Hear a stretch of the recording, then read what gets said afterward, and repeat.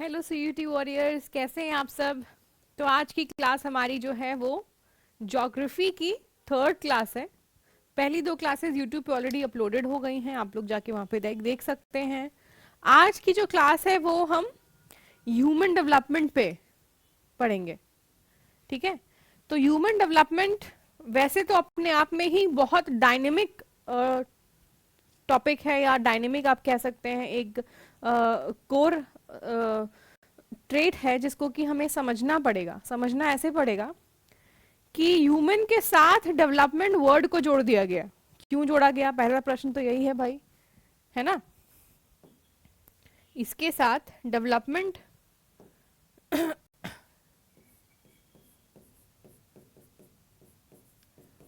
Human तो है ही, human मतलब मैं और आप हैं, आप है ना ह्यूमन।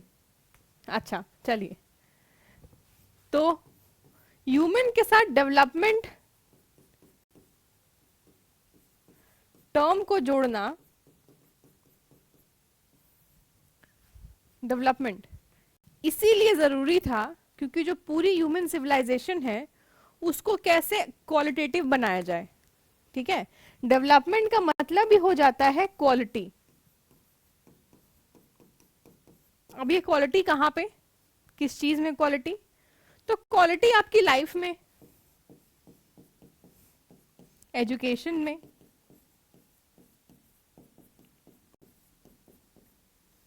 हेल्थ में,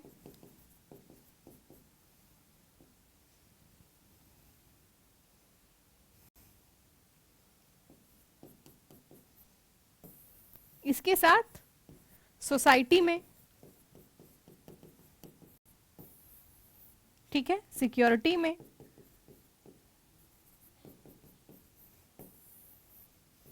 फूड में, एयर में, कम्युनिकेशन में,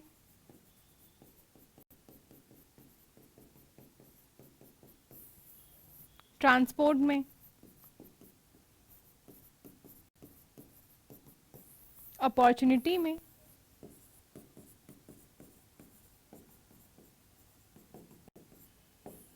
सर्विसेज में, और जितना आप एड ऑन करते चले जाइए।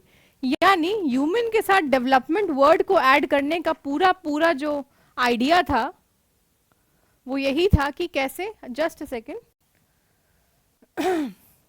कि किस तरीके से आप जो है वो डेवलपमेंट के थ्रू ही सारे इन इनर सर्कल्स को समझते चले जाएं कि डेवलपमेंट यानी quality in life, quality in food, quality in water, quality in education, quality in health, quality in transportation, quality in communication, quality in security, quality in safety, quality in empowerment, quality in women safety, equal opportunities, employment, better life, everything that comes under one umbrella is that is development. ठीक है, इसीलिए human development को एक बहुत बड़ी position और जगह देना बहुत जरूरी है, क्योंकि अगर हम डेवलपमेंट पे एम्फेसाइज नहीं करेंगे तो पूरी पूरी ह्यूमन सिविलाइजेशन पे कह सकते हैं इसका एक नेगेटिव असर पड़ेगा। और जिस ह्यूमन सिविलाइजेशन ने पूरे वर्ल्ड की ज्योग्राफी को एक नया, कह सकते हैं आप, एक नया पोजीशन दिया, एक नई पावर दी, वो पूरी पूरी आपको डाउनवर्ड डिक्लाइन होती हुई दिख जाएगी। तो ह्यूमन डेवलपमेंट इसीलिए अपने आप में बहुत क्या है, बहुत डायनेमिक है। डायनेमिक मतलब हर जगह, है ना, हर जगह पे जुड़ रहा है। ठीक, चलिए आगे देखते हैं। अब ह्यूमन डेवलपमेंट को समझने के पहले थोड़ा सा हम इसका बैकग्राउंड इंट्रोडक्शन में समझ लेते हैं। जैसा कि आप अपने स्लाइड पे यानी अपने स्क्रीन पे देख रहे होंगे मेरे पीछे, तो यहाँ पे है कि people do not have the capability and freedom to make every basic choices.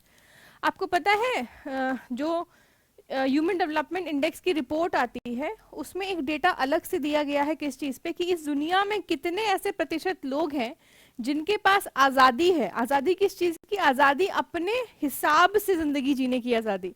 And you will be sure कि 90% people of this world in some or the other manner has no freedom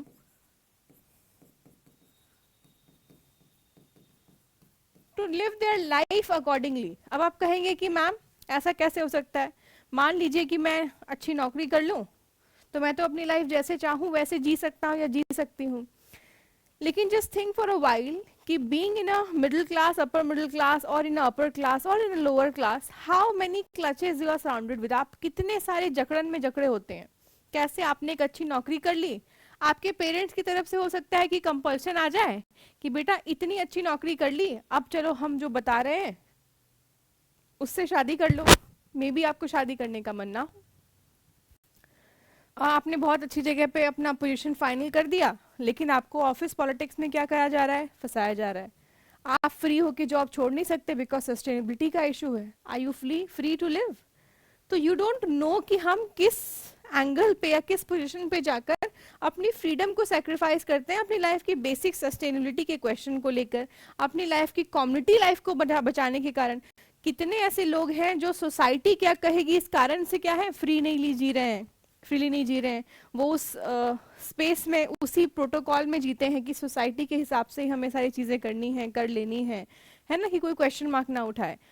हो सकता है कुछ जो नियम societies ने बनाए हैं, जो रूल बुक में है, वो बहुत अच्छे हैं। जैसे कि जब कोई इंसान की डेथ होती है तब सबका एकजुट होकर सहारा बनना, ढाढ़स बनना, ये समाज का एक बहुत अच्छा नियम है। लेकिन जब कोई इंसान फेल होता है तो उस पर तुरंत ही उस पर क्वेश्चन कर देना कि अरे ये तो ऐसा ही था, इसके अंदर तो काबिलियत ही नहीं थी इसलिए फेल हो गया। तो सोसाइटी के यदि कुछ नियम अच्छे हैं तो कुछ जगहों पे सोसाइटी बुरी भी होती है, और जिसके कारण आपको देखने को मिल रहा होगा कि आज जो है बच्चे सुसाइडल टेंडेंसीज के साथ बड़े हो रहे हैं। क्यों? क्योंकि उनके ऊपर एक सोसाइटिकल प्रेशर तो है ही, कुछ सर्टन एग्जाम्स को क्लियर करने का, कुछ सर्टन करियर ऑप्शंस में जाने का, और जिससे उनके लाइफ की जो अपनी पर्सनल फ्रीडम्स हैं वो खत्म हो जाती है कि मैं कहीं घूम आऊं, मैं कुछ अच्छा खा लूं।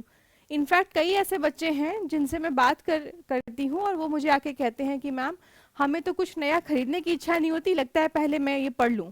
और वो बच्चे 8-9 के बच्चे हैं। तो मुझे लगता है कि इतनी छोटी उम्र में इतना प्रेशर आ जाना कि उन्हें अपने लिए कोई नया कपड़ा खरीदने का मन नहीं करता, नए जूते की इच्छा नहीं होती है, वो बस ये कहते हैं कि नहीं मैं पहले वो पालूं। तो आप कहीं ना कहीं एक साधु का जीवन जीने लगते हैं बहुत कम उम्र में, और अपने आप को उसमें फिट करने की कोशिश करने लगते हैं, विच इज सम और the other way not a good thing for you. मतलब मैं अगर अपने आप को बोलूं कि when I was in 8th standard तो मैं ऐसे नहीं सोचती थी। करियर का चिंता थी, स्कूल की चिंता थी, स्कूल में परसेंटेज अच्छा लाने की भी चिंता थी, लेकिन मुझे अपने लिए चीजें भी चाहिए थी। मैंने अपने आप को ऐसे फिट इन नहीं किया कि अच्छा वो अचीव कर लेंगे तभी ये करेंगे। पेरेंट्स भी ऐसा करते हैं कि तुम इतने परसेंटेज ले आओ तो तुम्हें एप्पल का फोन दिला देंगे या तुम्हें ये कर देंगे। तो ये सारी चीजें जो है कहीं ना कहीं एक out of the box burden जो है वो डालती हैं आप पर, and it makes you lesser free. तो ऐसा नहीं है कि जो पॉवर्टी, बिलो पॉवर्टी लाइन है उनके पास ही नो फ्रीडम लाइफ है। हाँ, उनके पास भी नो फ्रीडम लाइफ हो सकती है किसी और एंगल में, आपके पास भी हो सकती है किसी और एंगल में।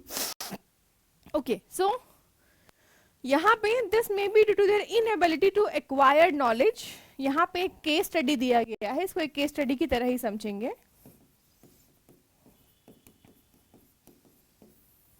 ठीक है,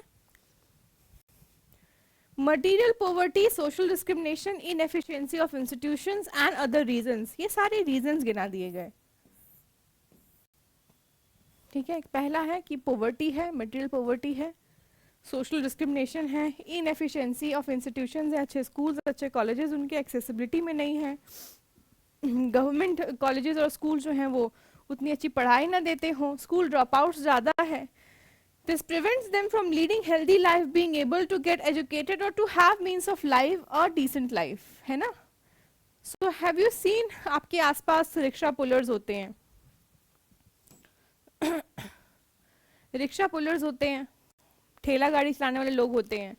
तो उनकी लाइफ की अगर आप बैक हिस्ट्री को जाने, या एक केस स्टडी मैं दे देती हूँ। मैंने एक रिक्शा लिया किसी स्पेसिफिक जगह से, और मैं उस रिक्शा में बैठकर जाने लगी, वो बैटरी वाली जो रिक्शा होती है, इसी पे बात कर रहे हैं हम, नो फ्रीडम वाला जो है, जहाँ पे सारी क्राइसिस को गिना दिया गया, material poverty, social discrimination, inefficiency of institutions and many other reasons, lack of job opportunities, lack of employment facilities. तो वो एक बच्चा था, बच्चा मतलब कैसा बच्चा था, 21-22 साल का यंग एकदम लड़का था, गांव से आया था, वो रिक्शा चला रहा था। मैंने पूछा कि पढ़ाई कितनी की है, तो उसने कहा कि वो ग्रेजुएट है, उसने बीए किया हुआ है, पॉलिटिकल साइंस से, और उसने काफ़ी टाइम जो है आर्मी की तैयारी की, वो दौड़ रहा था, है ना। दौड़ में भाग लेते हैं गांव के बच्चे, सुबह उठ के वो तैयारी भी करते हैं कि मेडिकल का जब टाइम आता है तो उसमें वो रेस से चेक करते हैं उनका फिजिकल कैलिबर। तो उसने कहा कि मैंने इसकी तैयारी 6 बार लगभग की, हर बार दौड़ में रह जाता था। पेरेंट्स की तरफ से भी दबाव था कि अब तुम बड़े हो गए हो, तुम्हें कुछ कमाना चाहिए। तो फिर मैं अपने कुछ और कजन भाइयों के साथ दिल्ली आ गया और अब मैं यहाँ रिक्शा चला रहा हूँ। जब मैंने उससे पॉलिटिक्स पे बात की, यानी कि इंडियन पॉलिटिक्स पे क्या चल रहा है, किस तरह के इश्यूज हैं, क्या समझौते जो हैं आज का युवा कर रहा है, इन पे बात की, तो मुझे ये देखने को मिला कि वो काफी पढ़ा लिखा बच्चा है, यानी 21-22 साल की उम्र में उसकी समझ इतनी अच्छी है। शायद ही एक वयस्क के पास जो कि 35 साल के ऊपर का है, उसके पास इतनी गहरी समझ नहीं है जितनी गहरी समझ वो राजनीति के बारे में रखता है, चूंकि वो राजनीति मतलब पॉलिटिकल साइंस का वो स्टूडेंट था, है ना। राजनीतिक विज्ञान का वो एक बहुत अच्छा विद्यार्थी था और उसे उसमें रुचि भी है, लेकिन वो आगे उसमें एकेडमिक पढ़ाई नहीं कर सकता, एमए नहीं कर सकता, पीएचडी नहीं कर सकता, क्योंकि परिवार की स्थिति जो है वो क्या है, मटेरियल पॉवर्टी है। यहाँ पे उससे क्या छीना गया, उससे छीना गया उसका फ्रीडम, क्या करने का, आगे और पढ़ने का, जिस विषय में वो बीए है उसमें और एकेडमिक नॉलेज स्किल को डेवलप करने का, है ना। तो यहाँ पे आपको देखने को मिलता है कि ये जो स्ट्रेटा है जहाँ पोवर्टी है, जहाँ सबसे पहला एक जो क्वेश्चन आता है वो आता है इनकम का, कि कुछ भी कमा लो, मतलब महीने के 10-20-15 हजार हो जाए हाथ में। अच्छा, वो ऐसा काम करता है, बीए है। मैंने कहा कि तुम किसी और जगह क्यों नहीं काम खोजते हो, तो उसने कहा कि चूंकि मेरी पढ़ाई अंग्रेजी में नहीं हुई, मैं हिंदी में पढ़ा हूँ, तो मैं अनफिट हूँ बहुत सारे ऐसे ऑफिस प्रीमाइसेस के लिए जहां पर उनको कोई ऐसा व्यक्ति चाहिए जिसको अंग्रेजी आती हो बोलनी। अब ये भी एक बड़ा क्वेश्चन मार्क है कि यहाँ पे भी भाई लैंग्वेज एक बैरियर हो जाता है, जहां इंसान फ्रीली अपनी चॉइस की जगह पे काम नहीं कर सकता, कोई उसकी नॉलेज की चेकिंग नहीं है, भाषा एक बहुत मुख्य कारण बन जाता है। तो आप देख सकते हैं कि ह्यूमन डेवलपमेंट के कई सारे पैसिव क्राइटेरियाज बना दिए गए हैं कि आप डेवलप्ड हैं या नहीं, एजुकेशनली क्वालिटेटिव हैं या नहीं। इसके पीछे भी आपका लैंग्वेज, आपकी एजुकेशन, आपकी पर्सनालिटी, ये सारी चीजें मैटर करती हैं, वन और दी अदर हैंड। तो यहाँ पे देखिए कि if people do not have capabilities in these areas, there choices also get limited. यानी अगर कोई व्यक्ति सक्षम नहीं है, केपेबल नहीं है अच्छी एजुकेशन पाने, अच्छा लिविंग स्टैंडर्ड दे पाने के लिए, तो उसकी आने वाली पीढ़ी के पास क्या होता है, कोई चॉइस नहीं बचती। और ह्यूमन डेवलपमेंट इन्हीं जगहों के लूप होल्स को पूरा करती है ना, जहां पे आपकी फ्रीडम जो है वो मेजरली कौन डिसाइड कर रहा है, किसी का इनकम डिसाइड कर रहा है। उस लूप होल को कैसे सही किया जाए, उसको सही करने का तरीका है सोशल वेलफेयर स्कीम्स जो गवर्नमेंट लेकर आती है। यानी बहुत मेधावी छात्र हैं तो आपको स्कॉलरशिप्स मिलेंगी। गवर्नमेंट यूनिवर्सिटीज जैसे जेएनयू है, डीयू है, वहाँ पे आपको बहुत मिनिमल रेट पे जो है वो पढ़ाई होती है, एकदम स्पेसिफिक फीस पे। अगर कोई ईडब्ल्यूएस कोटा से आता है तो उसकी स्कॉलरशिप्स भी उनको मुहैया कराई जाती है। तो यहाँ ह्यूमन डेवलपमेंट जो है नेसेसरी हो जाता है जब हम ऐसी केस स्टडीज को समझते हैं, जहाँ बच्चा बहुत मेधावी है, वो कर भी सकता है, लेकिन चूंकि उसके पास कैपेबिलिटी नहीं है उसके पूरे परिवार के पास, तो वो उस सिस्टम में फंस गया। अब यहाँ पर देखिए ह्यूमन डेवलपमेंट कौन सा, मतलब मुख्य रूप से आपको जो मेजर बैकग्राउंड समझ में आ गया कि हमें जरूरत क्यों है ह्यूमन डेवलपमेंट को पढ़ने की, समझने की। ठीक है, तो डेफिनेशन है बाय डॉक्टर महबूब उल हक, बहुत बड़े कह सकते हैं आप scholar, economist, Nobel prize winner. ठीक है, इन्होंने या इन्हीं के गाइडेंस में हमारे इंडिया के जो स्कॉलर हैं और इकोनॉमिस्ट हैं, डॉक्टर अमर्त्य सेन, इन दोनों ने जो है ह्यूमन डेवलपमेंट के कॉन्सेप्ट्स को और ब्रॉडन किया और शार्पन किया। तो डॉक्टर महबूब उल हक ने जो डेफिनेशन दिया है, उस डेफिनेशन को भी आपको याद रखना है, क्योंकि हो सकता है कि यहां से सवाल आ जाए। ठीक है, आपके सीयूटी के एग्जाम में यहां से एमसीक्यू बन सकता है डेफिनेशंस पे। तो क्या कहा है महबूब उल हक ने, human development is about enlarging choices and improving lives. अपनी लाइफ को सुधारना, उसको जैसे मैंने कहा क्वालिटेटिव बनाना, उसके दायरे बढ़ाना, दैट्स कॉल्ड ह्यूमन डेवलपमेंट, है ना। आप ह्यूमन हैं, लेकिन ह्यूमन से आप डेवलप्ड ह्यूमन तब बनते हैं जब आपकी लाइफ में क्वालिटी ऐड हो जाती है। नाउ पर्पस, अब ये पर्पस पे फिर हम इतना जो 10 मिनट हमने इंट्रोडक्शन को समझा कि क्यों डेवलपमेंट वर्ड को ह्यूमन के साथ जोड़कर हमारा ये चैप्टर बना है, तो उसका पर्पस यही है कि development should allow people to live meaningful, purposeful and full of health, talent, societal participation, है ना। यानी कि हमारे पास वो सारी सुख सुविधाएं होनी चाहिए जिससे कि आप देख सकते हैं कि बहुत से लोग वंचित रह जाते हैं because of their incapability of income, incapability of social mingling up in a social structure. India में जैसे कास्ट सिस्टम या कास्ट हायरार्की जो है आज भी बहुत प्रेवलेंट है कि बहुत सारे लोग जो है वो मेन स्ट्रीम में नहीं आ पाते और वो वेलफेयर से पीछे रह जाते हैं, जिसके लिए जो है वो रिजर्वेशन अभी भी इंडिया में जो है बहुत एफिशिएंटली काम करना गवर्नमेंट की वेलफेयर स्कीम्स में जरूरी है। अब a meaningful life is not just a long one, it must be life with some purpose. कितनी अच्छी बात जो है प्रोफेसर साहब ने यहाँ पे लिखी है कि वो आपने डायलॉग सुना होगा, जिंदगी लंबी नहीं बड़ी होनी चाहिए बाबू मोशाय। सेम जो है हमारे डॉक्टर महबूब उल हक ने यही बात कही कि जिंदगी बड़ी हो जरूरी नहीं है, जिंदगी का एक पर्पस होना चाहिए। यानी आप जितने भी बड़े एमिनेंट पर्सनालिटीज को देख रहे हैं, बहुत से लोग जो है उसमें बहुत कम एज में चले गए। उसमें सबसे बड़ा एग्जाम्पल आप स्वामी विवेकानंदा का देख सकते हैं। ही डाइड और he left earth at a very early age, लेकिन जब हम उनकी जीवनी पढ़ते हैं, when we go and see his life, तो उतनी छोटे कम उम्र में भी या उतने कम लाइफ स्पैन में उन्होंने इतनी अच्छी फिलोसफीज दी दुनिया को, जो आज भी हमारे लिए बहुत बड़ी बात है। यानी आज के जनरेशन में भी इतना बड़ा फिलोसोफर और थिंकर शायद कोई बन जाए जितने बड़े विवेकानंदा थे।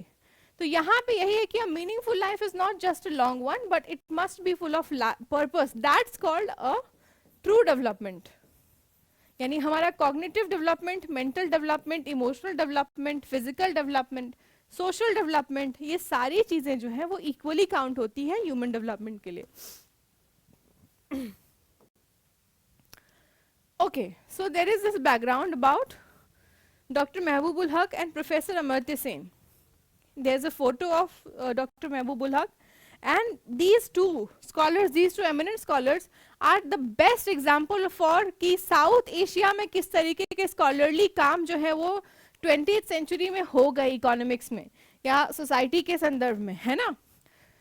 तो they work together under the leadership of doctor Haq. So human development पे जो पूरा लीडरशिप है, अगर इस पे आपका एमसीक्यू आता है एग्जाम में, तो doctor Mehboob ul Haq was a leader, was a thinker, main thinker of human development. ठीक है, both these South Asian economists have been able to provide an alternative view for development. उन्होंने एक नया पैमाना दिया डेवलपमेंट। उसके पहले कोई डेवलपमेंट पे इस तरीके से नहीं सोच रहा था जैसे इन दोनों ने दुनिया को सोचवा दिया। सच में उसके पहले डेवलपमेंट का मतलब था वही आदमी डेवलप्ड है जिसके पॉकेट में पैसा, वही देश डेवलप जिसके पास पैसा। लेकिन इन्होंने जैसे अप्रोचेस दिए दुनिया को, वो सच में काबिले तारीफ थे। तो a man of vision and compassion, Pakistan economist doctor Mehboob ul Haq created the human development index, जो आज भी यूएनडीपी हर साल पब्लिश करती है ह्यूमन डेवलपमेंट इंडेक्स को। और ये क्रिएट कब हुआ? 1990s में हुआ। MCQ question because of the date. According to him, development is all about enlarging people's choices in order to lead long, healthy lives with the dignity. और UNDP ने इसको हर साल पब्लिश करने का तय किया और आज भी ये पब्लिश होता है। ये भी आपका आगे स्लाइड्स में हम देखेंगे।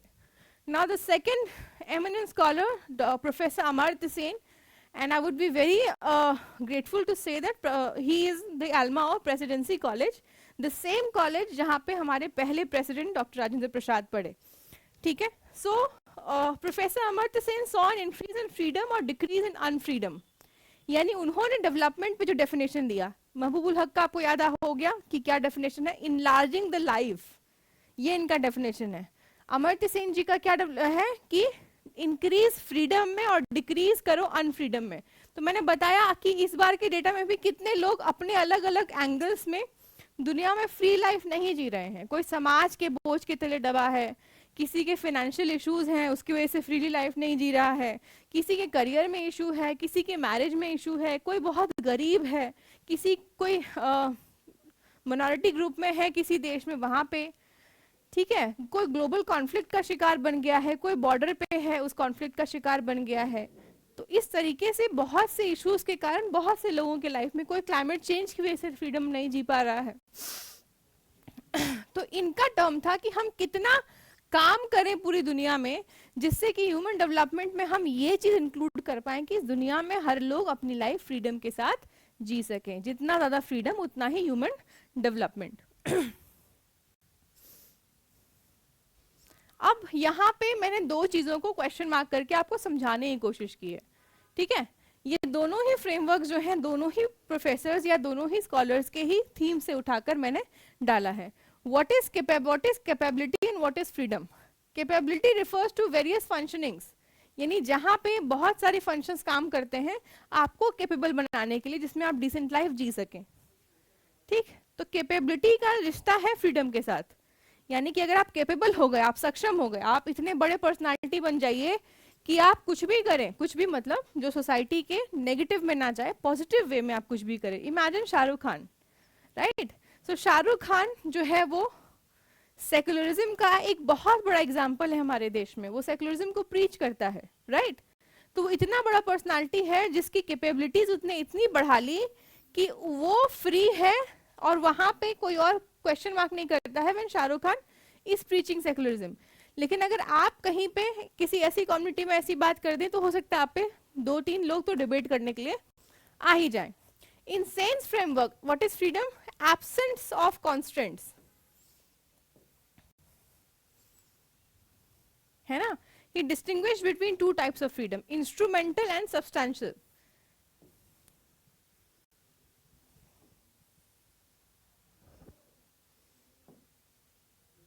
क्या है इंस्ट्रूमेंटल फ्रीडम? जहां पे सोशल पॉलिटिकल एक्टिविटीज की आजादी हो, ठीक है, ये इंस्ट्रूमेंटल है। सब्सटैंशियल जो जरूरी है तो चाहिए ही चाहिए, जहां पे डेवलपमेंट होना चाहिए, एम्पावरमेंट होनी चाहिए, चॉइसेस होनी चाहिए, हमारे लाइफ को अच्छा बनाने की फ्रीडम होनी चाहिए, हमारे पर इक्वल अपॉर्चुनिटी का फ्रीडम होना चाहिए, एक्सेसिबिलिटी का फ्रीडम होना चाहिए। तो ये सारी चीजें जो है सब्सटैंशियल फ्रीडम में आती हैं।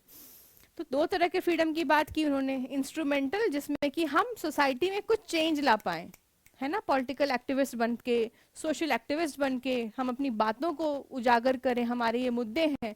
और इंस्ट्रूमेंटल के बाद है सब्सटेंसिव। ये फ्रीडम तो हर सोसाइटी में होनी ही चाहिए, इंस्ट्रूमेंटल भी होनी चाहिए लेकिन सब्सटेंसिव तो होनी ही चाहिए कि भाई पानी पीने की आज़ादी, एक ही कुएं से पानी पीने की आज़ादी, एक ही तालाब से पानी पीने की आज़ादी, वहां पे ये सब्सटेंसिव फ्रीडम है। अब यहाँ पे कुछ इमेजेस हैं, जिस इमेजेस को आप समझ सकते हैं कि क्या समझाने का कोशिश कर रही है हमें, है ना। इमेज नंबर 1 को अगर हम देखें तो यहाँ एक मजदूर महिला है जो बहुत, मुझे लगता है कि जितने लोअर यानी जितने विकेंद्रीकरण के जो काम है, चाहे वो खेती करना हो, चाहे वो मजदूर जो बोझ उठाता है, वो सब आप कह सकते हैं कि मन मानसिक तौर पे बहुत मजबूत है, क्योंकि लाइफ इतनी स्ट्रगलिंग है फिर भी they are tackling the struggle. तो they are mentally very strong and they are physically also very strong. तो मजदूर महिला है, वो बोझ उठा रही हैं, ईंटें ढो रही हैं। एक और महिला है, वो भी कहीं काम करने जा रही हैं। महिलाएं देखिए आप फसल काट रही हैं, और यहाँ दूसरी तरफ एक और महिला है ना। ये क्या दिखाता है? यहाँ पे एक लकीर खींच दी मैंने। यहाँ पे क्या है? कैपेबिलिटीज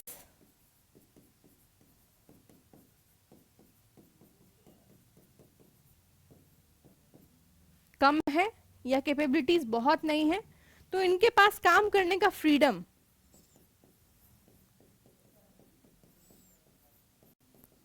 वो भी कम है, लिमिटेड है ना, यानी कि लिमिटेड फ्रीडम है। यानी इनको जो मिल रहा है काम वो कर लें बिकॉज सब्सटेंस का इशू है। यहाँ पे देखिए इनके पास कैपेबिलिटीज हैं। ये कैपेबिलिटीज को बनाई गई हैं कैसे? बेटर एजुकेशन,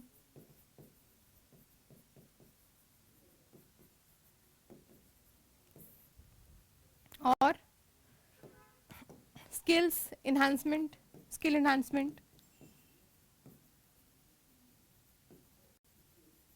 है ना। और ये कैपेबल हो गई तो इनके पास अपॉर्चुनिटीज भी क्या है? अनलिमिटेड है।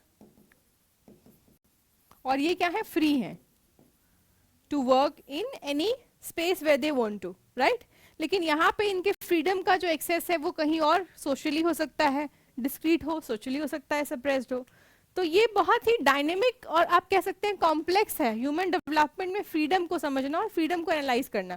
खैर वो बहुत ऊपर की चीज है, यहाँ पे आप ये चीज इन दोनों चीजों में समझ सकते हैं, बाइफिकेट कर सकते हैं। अब देखिए पॉसिबल क्वेश्चंस कैसे आ सकते हैं एग्जाम में, जिस तरह के क्वेश्चंस आए हैं ऑलरेडी, है ना। Which economist is primarily credited with the introduction of the Human Development Index? यानी primarily कौन थे? तो मैंने क्लास में ही बताया कि जो majorly the person who was the center, he was Mahbubul Haq साहब, है ना। तो आंसर इज बी। ठीक, next question, according to Amartya Sen what is the key aspect of human development that distinguishes it from economic growth? Amartya Sen का वो कौन सा की एस्पेक्ट है जो कि ह्यूमन डेवलपमेंट को इकोनॉमिक ग्रोथ से थोड़ा सा अलग करता है? तो increase in income level, expansion of individual freedom and capabilities, improvement of infrastructure और growth in GDP. Of course answer B. इसमें क्या है, कोई इकोनॉमिक ग्रोथ की बात नहीं हो रही, इसमें सिर्फ सीधा साधा डेवलपमेंट की बात हो रही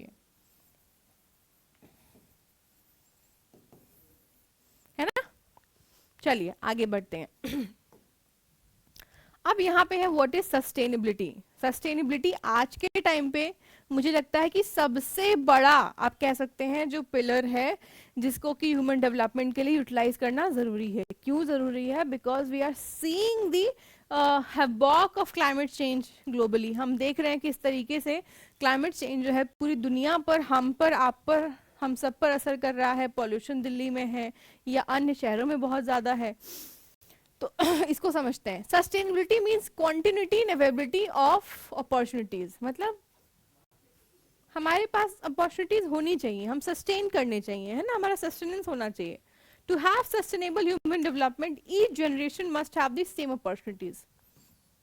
ठीक, ईच जनरेशन यानी हमसे पहले वाले जनरेशन के पास भी, हमारे पास थोड़ी और तरक्की हो, लेकिन उस तरक्की का पैमाना ये ना हो कि हम बहुत मिसयूज करें हमारे रिसोर्सेज को। हम सस्टेनेंस के साथ हम जुडिशियली यूज करें कि हमारी आने वाली जनरेशन भी जो है उसके पास भी इनफ रिसोर्स हो अपने जीवन यापन के लिए। तो यहीं से जो टर्म निकल कर आया वो निकल कर आया सस्टेनेबल डेवलपमेंट का। Example in any country, it is interesting to see which group are the most of the dropouts belong to. This should be then lead an understanding of the reasons for such behavior. In India, a large number of women and persons belonging to socially and economically backward groups drop out of school. This shows how the choices of these groups are limited by not having the access of knowledge. यहाँ पे भी एक case study मैंने डाला हुआ है regarding capabilities and freedom. ठीक है, ये भी आप समझ सकते हैं। लेकिन यहाँ हम सस्टेनेबिलिटी की बात कर रहे हैं, तो फ्यूचर जनरेशन के पास भी किस तरीके से जो है वो अपॉर्चुनिटीज रहनी चाहिए, इस पर यहाँ पर सस्टेनेबिलिटी आपको समझाता है। Now Beti Bachao and Beti Padhao.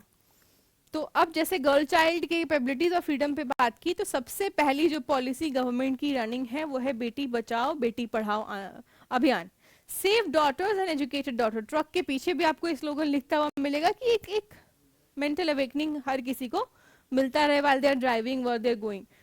इस Indian government initiative launch in, कब लॉन्च हुआ? 2015। जनरल टेस्ट का सवाल बन सकता है, जिसने की फाइट किया जेंडर बेस्ड डिस्क्रिमिनेशन पे, वो सारे डिस्क्रिमिनेशन जो गर्ल चाइल्ड के साथ होते थे, चाहे फीमेल फोर्टिसाइड है, चाहे वो इन्फेंटिसाइड है, बच्ची को मार दिया जाता था, स्कूल्स में पढ़ने नहीं देना, लैक ऑफ एजुकेशन, दहेज प्रथा, डाउरी सिस्टम के साथ लड़ना, है ना। तो इन सब चीजों के साथ टैकल करने के लिए its main objective are to prevent female infanticide, promote girl child education, empower girls by improving their access to resources. और इसने लॉ भी इन्फोर्स किया अगेंस्ट बहुत सारी ऐसी कुरीतियां जो समाज में लड़कियों के खिलाफ चल रही थी और भेदभाव कर रही थी, चाहे वो चाइल्ड मैरिज है, चाहे वो आप कह सकते हैं कि इन्फेंटिसाइड, छोटी बच्चियों को मार देना, फीमेल फोर्टिसाइड, और फिर जो लिंग का पता करते हैं, है ना, जेंडर डिटेक्शन, इन सारे चीजों को जो है उनको एक तरह से खत्म करना। और इससे क्या, जेंडर इक्वालिटी और empowering your young girls in India, इसको पूरा बूस्ट करना, जिससे क्या हुआ, हमारी जो सेक्स रेशियो थी उसमें बढ़ोतरी हमें देखने को मिली कि हम जैसे एजुकेशन और अवेयरनेस लेकर आते हैं, हमारे स्कूल्स में लड़कियों के नंबर्स बढ़ने लग जाते हैं, है ना, स्कूल्स में लड़कियों की संख्या बढ़ती है, गर्ल्स स्पेसिफिक स्कूल्स बनाए जाते हैं, और ठीक है, तो ये चीज बहुत अच्छी की गई। अब यहाँ पे भी possible questions on beti bachao, because this is from your general test also, and from geography's NCERT also. What is the primary objective of beti bachao beti padhao scheme?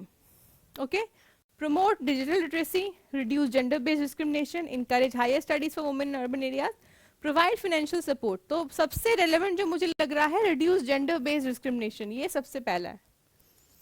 When was the beti bachao beti padhao initiative launched? कब ये launch हुआ? तो ये launch हुआ कब? 2015 में, ठीक है, ये डेट भी आपको याद रखनी है। अब यहाँ पर जो एक और बहुत बड़ा वर्सेस है कि जिससे हमें इस कॉन्सेप्ट को समझना है, that is growth versus development. हो सकता है इस पे भी एमसीक्यू है, what is growth versus development, ठीक है। तो यहाँ पे ग्रोथ क्या है? ग्रोथ है क्वांटिटेटिव चेंज, यानी कि लेट्स से किसी एक शहर में पिछले 10 सालों में पॉपुलेशन जो है वो 1 लाख बढ़ जाती है,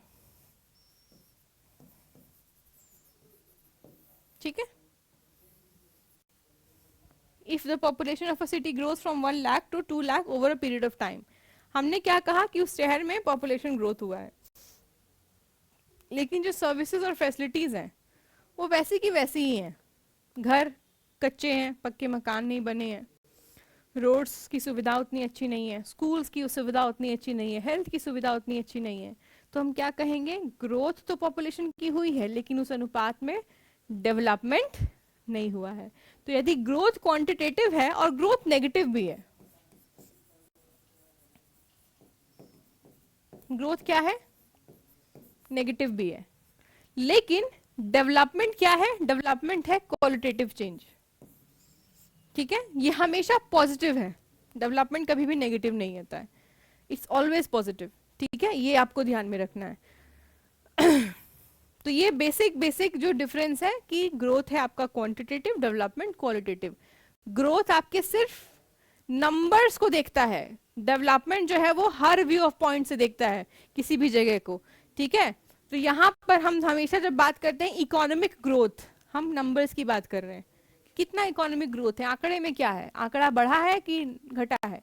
लेकिन जब हम बात करते हैं इकोनॉमिक डेवलपमेंट की, तो हम ये देखते हैं, मेक श्योर करते हैं कि पर कैपिटा इनकम कैसा है, क्या समाज में इनकम के बेसिस पे भेदभाव ज्यादा है या कम है, क्या समाज का हर तबका जो है बेसिक लाइफ जी पा रहा है, उसकी बेसिक अर्निंग्स है या नहीं है, ये देखते हैं। तो जब हम डेवलपमेंट शब्द को यूज करते हैं ना, हम बहुत ही ह्यूमैनिटेरियन हो जाते हैं, प्रिसाइज हो जाते हैं, हम फैक्ट्स को नहीं छोड़, हम फैक्ट्स को ध्यान रखते हैं, लेकिन हम फैक्ट्स के साथ क्या देखते हैं? हम फैक्ट्स के साथ सोशल वैल्यूज को ऐड कर देते हैं, ठीक।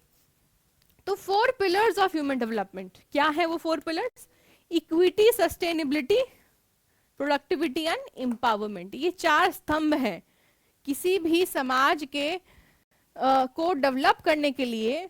इन्हीं 4 स्तंभों को खड़ा किया जाता है, तभी जाकर वहां पे जो है वो डेवलपमेंट की छत हम डाल सकते हैं। तो पहला स्तंभ क्या है? पहला है इक्विटी, ठीक है।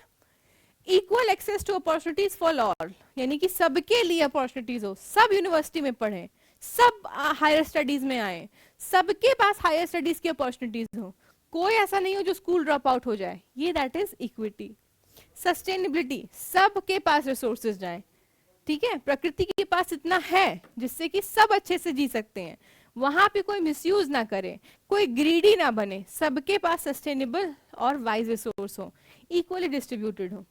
फिर प्रोडक्टिविटी, सबकी कैपेबिलिटीज को इतना बढ़ा दें हम कि हर इंसान प्रोडक्टिव हो, हर इंसान के पास कोई ना कोई स्किल हो, कोई ना कोई कौशल हो। जैसे स्किल इंडिया प्रोग्राम भारत का, इंडियन गवर्नमेंट का चल रहा है कि सबको स्किल ट्रेनिंग देनी है, सब कैपेबल बन जाए, प्रोडक्टिव हो जाए, जिससे कि वो इकोनॉमी में भी हेल्प करें, सोसाइटी में हेल्प करें, अपनी फैमिली की हेल्प तो करें ही।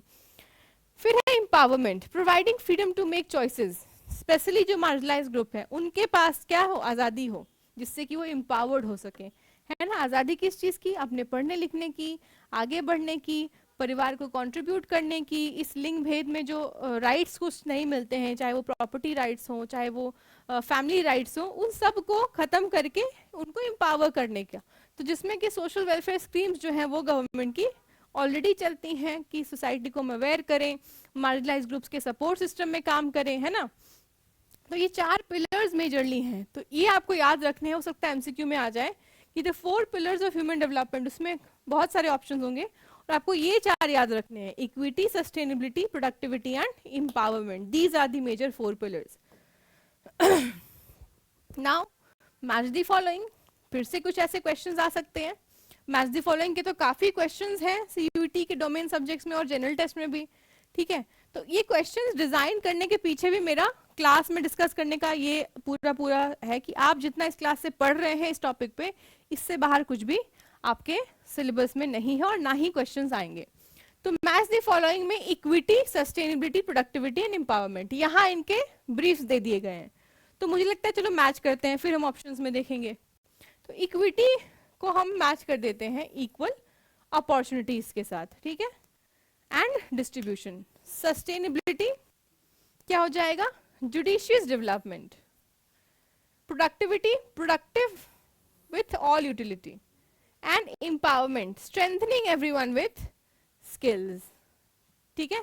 तो यहां पे भी मुझे लगता है कि कुछ ऐसा ही है, 1D 2A 3B 4C। इसमें कंफ्यूजिंग क्या हो सकता है? कंफ्यूजिंग ये हो सकता है कि प्रोडक्टिविटी को मैंने स्किल्स के साथ क्यों नहीं जोड़ा, मैंने प्रोडक्टिव विथ ऑल यूटिलिटी को क्यों ऐड किया यहाँ पे। देखिए, क्योंकि सवाल भी कुछ ऐसे ही टर्मोलॉजीज का उपयोग किया जाएगा जो एनसीईआरटी में हो सकता है दूसरे के साथ रिलेवेंट दिखाई दे, लेकिन प्लीज आप स्टेटमेंट समझने की कोशिश कीजिएगा, है ना। तो स्टेटमेंट यहाँ पे है कि प्रोडक्टिविटी विथ प्रोडक्टिव, यानी उसको हर एक यूटिलिटी के साथ प्रोडक्टिव बनाना। एम्पावरमेंट का मतलब है कि इतना उसको स्ट्रेंथ दे देना कि वो एम्पावर्ड हो जाए।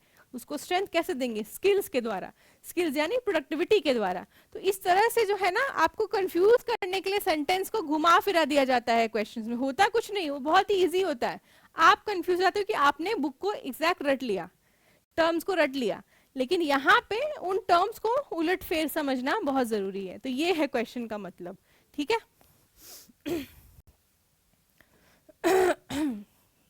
नाउ पिलर्स हमने पढ़ लिया कि कौन से हैं पिलर्स, ग्रोथ वर्सेस डेवलपमेंट के कॉन्सेप्ट को समझ लिया।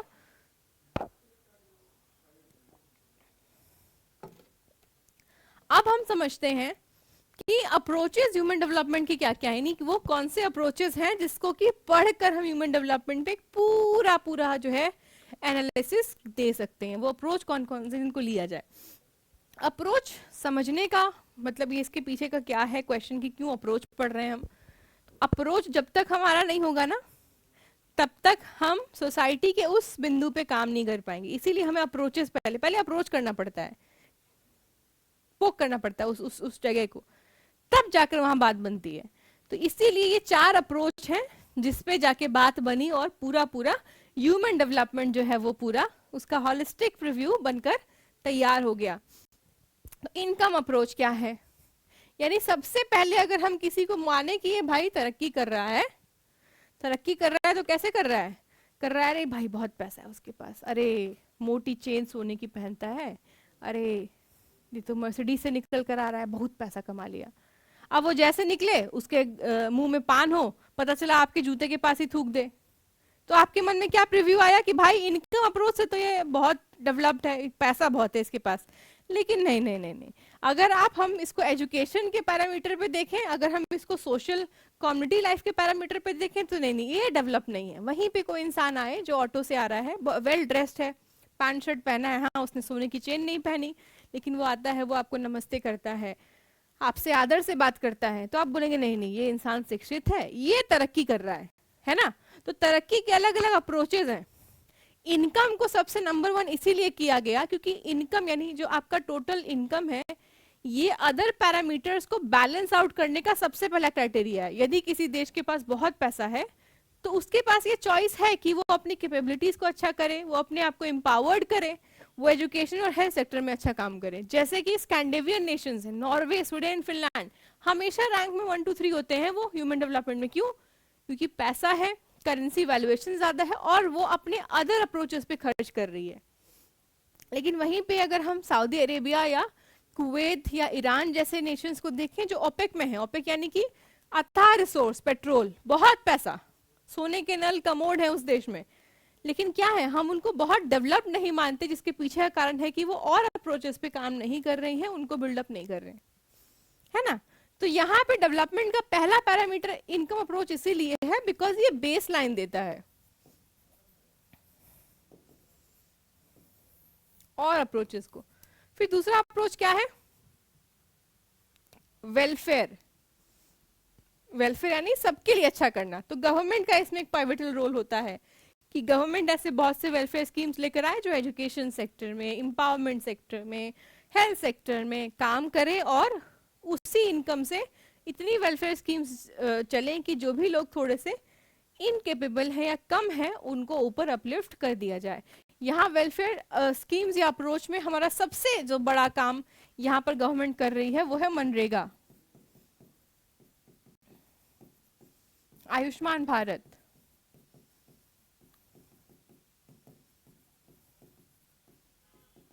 ठीक है, प्रधानमंत्री आवास योजना,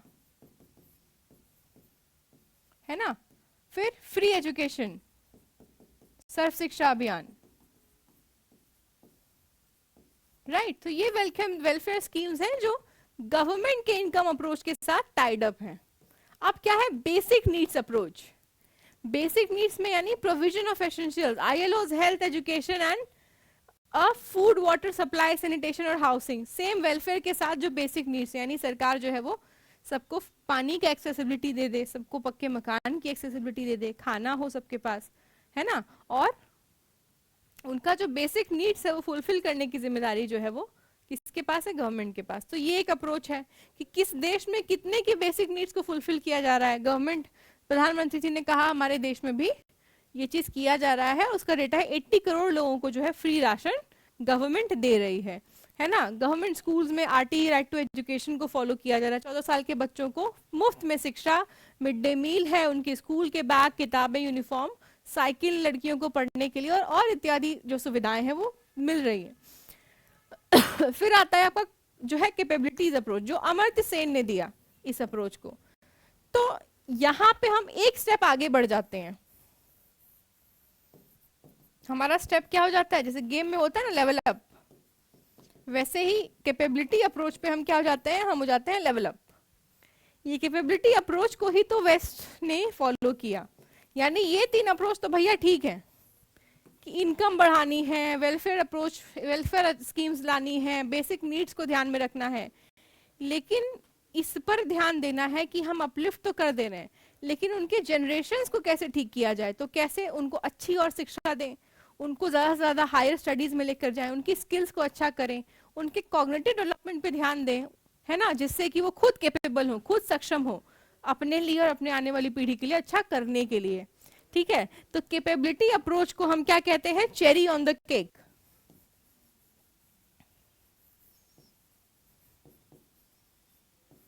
ठीक, और ये अप्रोच किसने दिया था, ये दिया था प्रोफेसर अमर्त्य सेन ने।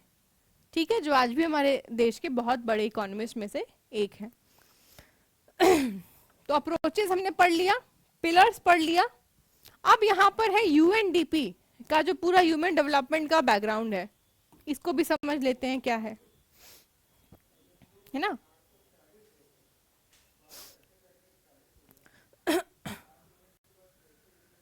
तो यूएनडीपी यूनाइटेड नेशन का ही एक विंग है जो कि दुनिया भर में डेवलपमेंट प्रोग्राम्स को रन करती है। ठीक है, और यूनाइटेड नेशंस के और भी विंग्स हैं, जैसे यूनेस्को है, यूनिसेफ है। ठीक है, तो यहाँ पे 1990 यानी कि जब से दोनों ने अपना पेपर पब्लिश किया, दोनों स्कॉलर्स ने, United Nation Development Programme has been publishing the human development report every year. The Human Development Report provides a rank-wise list for all member countries according to the level of human development. The Human Development Index and Human Poverty Index are two important indices to measure human development used in UNDP. यानी development और poverty, development यानी कौन सा देश कितना develop किया, poverty यानी कितना कौन सा देश के पास कितना पॉवर्टी है। ये दोनों पैरामीटर्स एक दूसरे को वाइस वर्सा करती हैं, लेकिन दोनों ही इंडेक्सेस ये आंख खोलने के लिए हैं कि हमारे देश में क्या कम और क्या ज्यादा है। तो मतलब हर साल फिर ये पब्लिश होता है रिपोर्ट। आप यूनाइटेड नेशंस के यूएनडीपी के साइट पे जाके रिपोर्ट पढ़ सकते हैं अगर आपको इंटरेस्ट है पढ़ने का, तो है ना। तो according to 2023-24 human development report, India ranks 134 out of 193 countries. यानी ये आपका करंट अफेयर्स का क्वेश्चन हो जाएगा अगर जनरल टेस्ट आप दे रहे हैं, ठीक है। या ज्योग्राफी का भी क्वेश्चन आपका हो सकता है कि हर साल किस साल से जो है वो यूनाइटेड नेशन डेवलपमेंट प्रोग्राम का जो रिपोर्ट है वो पब्लिश हो रहा है, क्योंकि ये आपकी एनसीईआरटी में है, ये एनसीईआरटी में आपका डेटा है, ठीक है। और एनसीईआरटी में लेटेस्ट डेटा जो है वो आपका 2022 का है, जो ये इंडेक्स का है। तो ये भी हो सकता है आपके ज्योग्राफी का क्वेश्चन बन जाए या जनरल टेस्ट का क्वेश्चन बन जाए। तो 134 रैंक है इंडिया का 193 कंट्रीज, मतलब रैंकिंग वाइज हम अभी भी थोड़ा इंप्रूव कर सकते हैं, हम उतने इंप्रूव्ड अभी नहीं हैं, है ना। जिसके पीछे हो सकता है कि हम बहुत से रीजंस गिना सकते हैं कि हमारे ह्यूमन डेवलपमेंट में बहुत से लूप होल्स हैं, गवर्नमेंट की स्कीम्स जो हैं वो लोअर लेवल से पहुंचती नहीं है, करप्शन जिसका बड़ा कारण है, एक्सेसिबिलिटी बड़ा कारण है, बीच के मीडिएटर्स इतने हैं कि पैसे खा जाते हैं, मेजर जो पॉवर्टी लाइन है वहां तक पहुंचता ही नहीं है, या जितना पहुंचता है उसमें उनका जीवन बेहतर नहीं हो रहा है। हम अपने देश में आज भी क्या कर रहे हैं, बेसिक नीड्स अप्रोच पे ही काम कर रहे हैं, कैपेबिलिटी अप्रोच पर तो काम ही नहीं कर रहे हैं। यानी आज भी हम चाहते हैं कि फ्री राशन मिल जाए, फ्री की इलाज मिल जाए, फ्री की बस सेवा मिल जाए, है ना। लेकिन हम ये नहीं चाहते कि हम इस चीज से बाहर निकले, हमारे बच्चे अच्छा स्किल सीखे, हम काम करें, बेहतरी हो देश में और नौकरियां आए। तो यहाँ पे जो हमको बेसिक लैग लगता है, जो कि इंडिया के एचडीआई को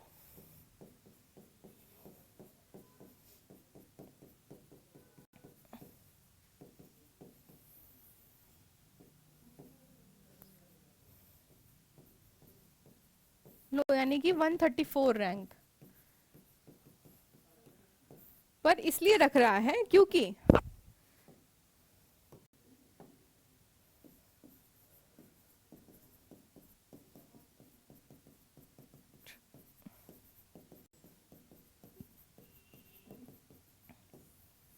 इस अप्रोच पर बहुत काम गवर्नमेंट कर रही है ना। गवर्नमेंट कैसे इस अप्रोच पे बहुत काम कर रही है, free schools,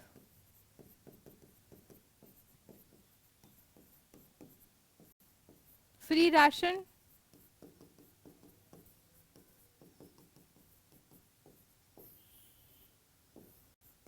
health card,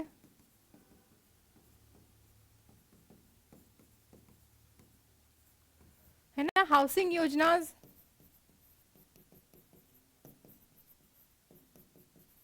right, केसीसीज, किसान क्रेडिट कार्ड, ये सब चीजें हैं। लेकिन मुझे लगता है कि हम अभी भी जो लैक कर रहे हैं वो अपनी कैपेबिलिटी अप्रोच पे काम नहीं कर रहे हैं।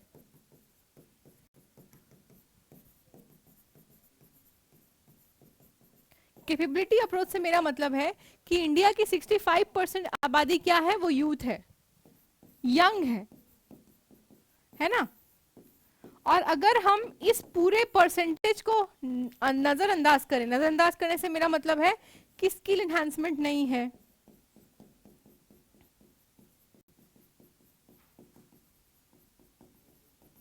ठीक है, एजुकेशन क्वालिटेटिव नहीं है, नो क्वालिटी, है ना, एम्प्लॉयमेंट के दायरे नहीं बढ़े हैं, या हम कह सकते हैं हम बफर्ड हैं, राइट। हम दिल्ली के नोएडा गुड़गांव बॉम्बे में ही शिफ्टेड हैं, बैंगलोर हैदराबाद में ही, हम हर शहर में डिस्क्रीट नहीं कर रहे हैं। तो ये पूरा जो कैपेबिलिटी अप्रोच का काम है उसमें लैग के कारण हम क्या हैं, हम इस एचडीआई रैंक में थोड़ा सा अभी पीछे हैं, है ना, अभी हम पीछे हैं।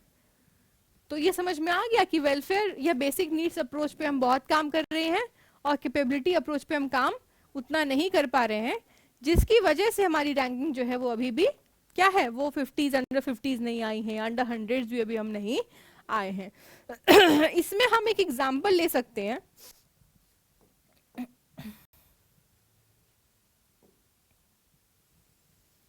हाँ, मेजरिंग ह्यूमन डेवलपमेंट को कैसे, तो health indicator, life expectancy at birth, education indicator, income indicator, इन सब पे मेजर किया जाता है। ये इंपॉर्टेंट है, ये इंडिकेटर्स आपको ध्यान रखना है, आपके एमसीक्यू का भाग बन जाएगा ये, ठीक है। और यहाँ पे स्कोर रेंज क्या है, 0 to 1 का स्कोर रेंज होता है, जिसमें हमारा क्या है 0, 0, 6, 4, ये हमारा रेंज है। तो 0 से 1 में हम रेंज हमें मिलता है जिसके तहत हमारी रैंकिंग होती है, ठीक है। आगे देखिए, international comparisons of human development. तो एचडीआई स्कोर जो वेरी हाई है, किसके पास है, स्विट्जरलैंड, नॉर्वे, इनके पास है। High, medium, low observation, smaller and poorer country sometimes rank higher than larger wealthier ones. यानी बहुत से ऐसे छोटे देश हैं जिनके पास उतना वेल्थ नहीं है, लेकिन ह्यूमन डेवलपमेंट में वो आगे हैं, जिसपे बहुत फाइन एग्जाम्पल भूटान का है जो एनसीईआरटी में है।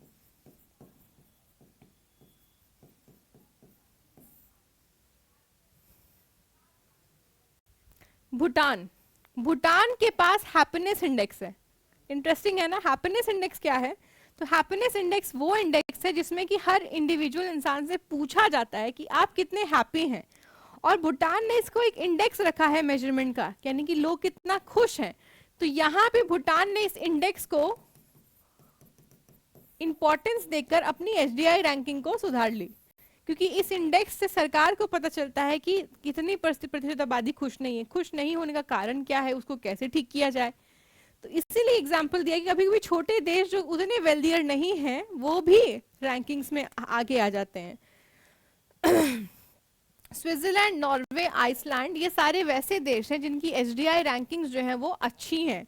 क्यों अच्छी है, मैंने बताया, अप्रोच में, इनकम अप्रोच को वो वेलफेयर के लिए तो खर्च कर ही रहे हैं, बेसिक नीड्स के लिए भी खर्च कर रहे हैं, लेकिन खर्च कर रहे हैं कैपेबिलिटीज के लिए, हर एक इंसान की स्किल एनहांसमेंट के लिए, जिससे कि उनका एचडीआई अच्छा है। इंटरेस्टिंग ऑब्जर्वेशंस क्या है, Sri Lanka and Kerala in India scores high despite per capita low per capita income. ये अच्छी चीज है कि एचडीआई इंडेक्स में ये अच्छा काम कर रहे हैं। जिसके पीछे कारण क्या है, तो श्रीलंका में एक रीजन ये है कि वहां पर जो गवर्नमेंट की डिस्ट्रीब्यूशन सिस्टम है वो बहुत अच्छी है, ठीक है, इसलिए भी एचडीआई सिस्टम जो है वहां का अच्छा है। केरला में भी आप कह सकते हैं कैपेबिलिटी अप्रोच पे जो स्टेट गवर्नमेंट है वो खर्च करती है स्किल एनहांसमेंट्स में, नौकरी पेशा बनाने में, ना कि फ्री राशन में। वेलफेयर में तो कर ही रही है, लेकिन उसके साथ साथ कैपेबिलिटीज में भी उनके स्कूल्स, गवर्नमेंट स्कूल्स बहुत अच्छे हैं। गवर्नमेंट कॉलेजेस में जो स्किल प्रोग्राम्स हैं, नर्सिंग का है, आर्किटेक्चर का है, pottery making, painting, technology, coding, computers, artificial intelligence, ये बहुत अच्छा काम कर रही है, जिससे कि इंसान की कैपेबिलिटीज बढ़ती हैं और उसकी फ्रीडम जो है वो चॉइसेस में बदल जाती हैं। भूटान में भी फोकस किया जाता है स्पिरिचुअल हेल्थ पर, मेंटल हेल्थ पर, मटेरियल प्रोग्रेस पर उतना फोकस नहीं है। तो लोगों में ना एक स्ट्रेस नहीं है भूटान में कि मुझे मटेरियली बहुत आगे जाना है। जैसे इंडिया में आपको दिखेगा कि नई गाड़ी ले ली, ब्रांडेड फोन ले लिया, मटेरियल्स के पीछे भाग रहे हैं, तो एक आपने ऊपर ऑटोनॉमी ले ली स्ट्रेस का, कि स्ट्रेस नहीं जा रहा है आपके अंदर से, आप स्पिरिचुअल नहीं है, है ना। तो ये भी आपके कैपेबिलिटी अप्रोच का भाग है कि आप अपनी कैपेबिलिटीज किस तरफ इनहांस करना चाहते हैं, क्या वो आपके लिए खुशी है या नहीं, तभी वो आपका डेवलपमेंट है। फिर है principal happiness and wellbeing over material progress, यानी कि भूटान ने अपने देश का जो प्रिंसिपल बनाया है कि आपकी प्राथमिकता पहले खुशी होनी चाहिए। आप देख सकते हैं कि जो 20वीं शताब्दी के हमारे पेरेंट्स थे, जो आज हमारे पेरेंट्स हैं, तब पेरेंट्स बने, वो आज भी एक कोर आइडिया और प्रिंसिपल लेकर चलते हैं, जिससे कि उनके बाल बहुत जल्दी शायद ना पके हों, हमारी जनरेशन के पक रहे हैं, कि उन्होंने मटेरियल गेन को बहुत तवज्जो नहीं दी। उन्होंने लगा ठीक है कम कमाओ और अपनी जो इच्छाएं हैं उसको सीमित कर लो, जिससे क्या होगा, आपकी सेविंग इकोनॉमी अच्छी होगी, आप डेवलप करेंगे, है ना। और उन्होंने वो सारी चीजें कर ली। They have a house, they have a good saving income, they have also generated some rental economy. उन्होंने कुछ ना कुछ ऐसा बिल्ड कर दिया फ्यूचर जनरेशन के लिए जहां से रेंट्स आएंगे। क्यों? क्योंकि प्रिंसिपल क्या था कि happiness and wellbeing over material progress, यानी आपकी मटेरियलिस्टिक डिमांड्स के ऊपर आपका हैप्पीनेस है ना। आप अपने लाइफ में सैक्रिफाइस नहीं कर रहे हैं कि अरे मेरे पास वो गहना नहीं, मेरे पास वो, because these are material progress that will ultimately lead to stress. आप जितना है उतने में सीमित होकर अच्छा करने की कोशिश कर रहे हैं। तो ये मोटो से क्या है, भूटान भी चलता है, और भूटान का हैप्पीनेस इंडेक्स जो है वो बहुत आगे है, जिससे कि वो एचडीआई इंडेक्स में बहुत अच्छा कर रहा है, ठीक है। तो ये कुल मिलाकर आपका ह्यूमन डेवलपमेंट इंडेक्स पे आज मेरी क्लास थी, जिसपे मैंने लगभग सारे डायमेंशंस को ऐड ऑन किया और आपको समझाने की कोशिश की कि कैसे अलग अलग अप्रोचेस, अलग अलग सिस्टम्स के साथ ह्यूमन डेवलपमेंट को समझा जाता है। किस तरह अमर्त्य सेन प्रोफेसर ने कैपेबिलिटी अप्रोच पे ध्यान देने की बात लगातार कही है, इंडिया के इकोनॉमी सिस्टम में भी कहा है कि हमारी गवर्नमेंट को और यूनिवर्सिटीज बिल्डअप करनी चाहिए जो बच्चों के स्किल्स पे ध्यान दे, जो उसको कैपेबल बनाए, है ना। तो इस तरीके से हम ह्यूमन डेवलपमेंट की तरफ और आगे बढ़ेंगे। तो हमारी भारतीय गवर्नमेंट की भी अप्रोचेस को जो है वो सुधारने के पीछे भी कहीं ना कहीं आप देख सकते हैं कि इकोनॉमिस्ट का ही हिस्सा रहा है। चाहे हमारी इकोनॉमिक एलपीजी सिस्टम जो 1990s में लेकर आना था, जिससे कि हमारे इंडिया में बहुत से कंज्यूमरिज्म और कंसल्टेंसी फर्म्स का इजाद हुआ, जहां पे लोगों को नौकरियां मिली। ठीक, तो ये अप्रोच को समझना कि कौन से अप्रोचेस जो है कैसे ह्यूमन डेवलपमेंट को ठीक करते हैं, ये बहुत बड़ा पैरामीटर है। डेफिनेशंस को समझना, इनलार्जिंग लाइफ, है ना, उसको महबूब उल हक साहब समझा रहे हैं कैसे इनलार्जिंग लाइफ को आप समझते हैं। फ्रीडम कैसे ह्यूमन डेवलपमेंट का एक बड़ा हिस्सा है, उसको अमर्त्य सेन जी समझा रहे हैं।